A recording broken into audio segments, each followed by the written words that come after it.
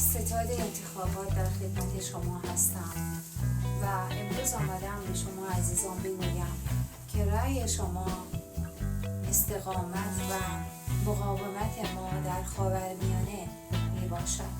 شما عزیزان همونطوری که می‌دانید در عرض 44 سال گذشته به ما رأی دادید و الان ما به کمک شما از هر زمان بیشتری احتیاج داریم.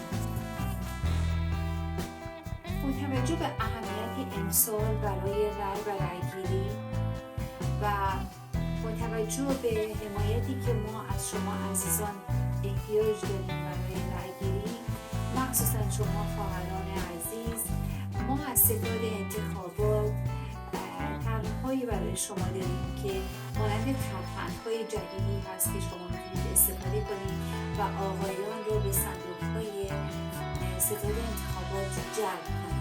ترفندهایی که ما در ذهن داریم که بسیار میسر هم خواهد بود برای شما، ترفندهای رخت خوابی، تخت خوابی، تامبانی می باشد که می توانید آقایان رو جلب ستاد کرده و حمایت آنها را خواستار شوید و آنها را وادار کنید که به ما رأی بدهند.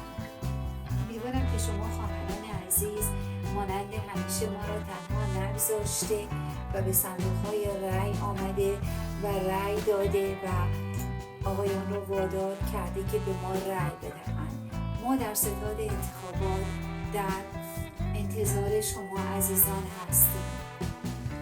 استقامت، حمایت و محور مقاومت منتظر شما است. این شما هستید که ما را آوردید و این شما هستید که می توانید ما را نگه دارید. دیدار ما در صندوق‌های رأی.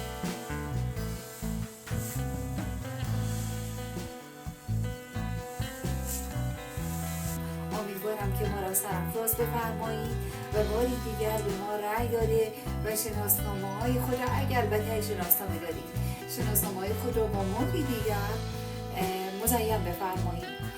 ما هم در ستاد انتخابات منتظر شما خواهران عزیز با ترفندهایی که بهتون یاد دادم هستم و باری دیگر ما را و محور مقاومت رو مخصوصا الان در خاورمیانه قهرمان خواهید کرد. امید استقامت، مقاومت و محور مقاومت شما را به ستاد انتخابات می سپارم تا روز انتخابات. یادتون نره ترفند بهتون یاد دادم، حتما استفاده کنید.